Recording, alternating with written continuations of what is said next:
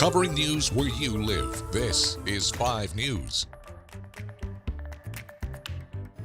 Well, thank you for joining us here for the latest news and weather where you live. I'm Joe Ellison. This morning, Arkansas lawmakers are on their way to the state capitol to start reviewing proposed bills in this year's first legislative session. Now, some of these bills include parole reform, tax cuts for Arkansans, tighter sex offender registration requirements, and a whole lot more. There will also be a new floor with 13 newly elected members, which means the Arkansas Senate is now 29 Republicans and 6 Democrats. Of course, make sure to stay with us here at 5 News. We'll keep you updated on the outcome and if any of those bills go into effect that may impact you. Well, Arkansas Governor-elect Sarah Huckabee Sanders announced 2 new military appointments.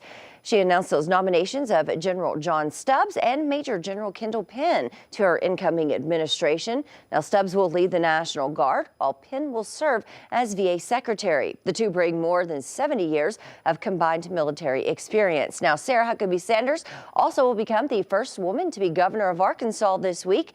The inauguration is set for tomorrow on Tuesday morning with an inaugural ball later that night. 5 News reporter Catherine Gilker will be in Little Rock to bring you some live coverage of this history-making event.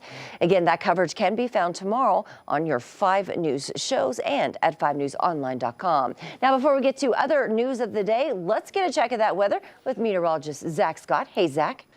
Yeah, that's right, Joe. Not a bad stretch of some nice weather here heading into the middle part of January. Certainly could be colder, could be messy. We've got a good, nice forecast here for at least a few days. We know some cooler weather is going to be heading in here soon. Temperatures for us trending up each day. Starting today on your Monday, we've got upper 50s to lower 60s. Again, a mix of sun and clouds here the next couple of days. Some mid to higher level clouds will filter out some sunshine, but it's a southerly flow that's going to be boosting these temperatures up. By Wednesday, we're talking temperatures about 20 degrees above average for this time of year. Seasonal average for Fayetteville, Northwest Arkansas is 47 degrees. We're going to be right there around 66, 67 degrees. Cold front comes in Wednesday night, Thursday morning, brings in some cooler weather, also going to bring a chance for some showers. I'll show you that in a second. And then look at this, River Valley, even warmer, upper 60s Tuesday, around 70 degrees. Seasonal average for Fort Smith in the River Valley this time of year, 51 degrees. Going to be right there around 20 degrees above average. And then also looking for that cooler air to come in Thursday, Friday, 40s to low 50s. All right, front comes in Wednesday night, Thursday. This is the best chance for some scattered showers, maybe a few thunderstorms. The big question here, are we going to get enough deep moisture to return from the Gulf of Mexico? We've got the south winds bringing in the warmer air, but right now it's taking a little extra time to get the moisture to come back. It's setting up that maybe the better chance of rain could be to the east of us. If we don't have the moisture, showers will struggle to get going. We'll watch the trends here the next few days, so make sure you stick with us. Joe? All right. Thanks so much, Zach. And a trial we've been following since the January 6th Capitol riots will begin today. Jury selection will begin in the trial of Gravette man Richard Barnett. Now, you remember Barnett is accused of entering the U.S. Capitol and being photographed at a desk in then Speaker of the House Nancy Pelosi's office and stealing a piece of her mail. He's also accused of carrying a stun gun. With a reporter in the courtroom, we'll have updates all week long to let you know what's happening. Of course, just stay with us here at 5 News and 5newsonline.com as it unfolds. Now, so far, 950 people have been charged in the riots. Nearly half have pleaded guilty or have been convicted. And there's even a bill proposing that Arkansas could stay on daylight saving time permanently when permitted by federal law. Now, this will be discussed in the Arkansas legislative session we were talking about earlier. But what does this mean? It means if passed, you won't have to keep turning your clocks an hour ahead and an hour behind every year. But right now, federal law does not allow states to permanently observe daylight saving time. That's why this bill specifically says when permitted by federal law. Now, the bill also states Arkansas will consider adopting permanent daylight saving time if all other bordering states like Oklahoma, Missouri, Mississippi, Louisiana, and others have declared their intention to adopt the permanent time as well. And this morning we have the latest about the deadly plane crash in Fayetteville. Now, it's believed the man who lost his life, Louis Brant Barnes, was returning to Drake Field from a flight to Stuttgart. That's when the plane went down. 5 News reporter Rachel Williams spoke with a former business partner and a friend of Barnes. What was Brent like as a person? Brent was a great guy. Anytime Brent would come by, he would always had so much energy, so much passion with everything he did. It just really breaks my heart. I mean, he's just gone too soon. What was it like to have someone give you another chance at your life? He knew my whole story, and he looked past that and gave me a chance. Because of him, I've been able to turn my life around. My wife, she's my assistant manager here with me. We just had a baby. We have a home. We have everything we've ever dreamed of because of Brent.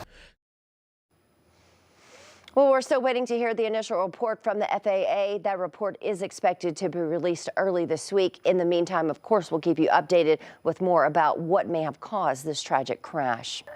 And a high-speed police chase turns into a death investigation. Several Central Arkansas law enforcement agencies are looking into shootings from the last 24 hours.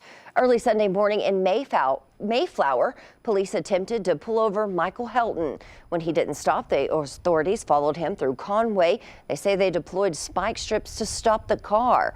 Officers say Helton fired at them first during the chase and after, but when officers shot back, Helton was killed. Just hours later in Conway, police reported a separate shooting. 3 people were sent to the hospital with gunshot wounds, and officers are still looking for a suspect. Police believe this is an isolated incident and say they don't see any threat to the public right now. And the community of Jessieville, Arkansas is hard at work picking up the pieces left behind from last week's tornado. It damaged schools and several homes. Brooke Buckner shows us how since the storm, the community's faith in one another has only grown stronger, and they're focusing on moving forward. So would you please bow your heads? Prayers of gratitude Sunday afternoon as dozens of students, staff, and parents continue to recover after the tornado. It was sheer terror when I got the phone call that a tornado hit the school and we didn't know what was going on. Karen Stoggsdill rushed to find her grandson at the school immediately after the storm and says she's thankful it wasn't any worse. It was just a relief that not only he was okay, but all the teachers and faculty and the people whose homes were affected. Her grandson's teacher, Tiffany Wainscott, says keeping her students safe was her #1 priority during the tornado, and she did just that. I gathered all the students and went to the other door and kind of sheltered in place and waited until we thought it was safe to travel to the safe room. Now she says she's thankful to move forward and see her students again Monday. My personal children are excited to go back to school and get to see their friends. Superintendent Melissa Spears says times like these make the Jessieville community feel like home. There's nothing like it. The people here, the support, you've seen the people that have turned out to pray and who pray for us every day. And just like Wainscott, she's ready to have the kids back in the classroom. I don't like the summers because the staff and the kids aren't here. Schools are supposed to have kids in the hallways and are supposed to have kids here. So I'm excited. Well, schools in Jessieville are back open as of today. Now, Spears says she plans to meet with first responders to talk about future improvements just in case anything like this ever happens again.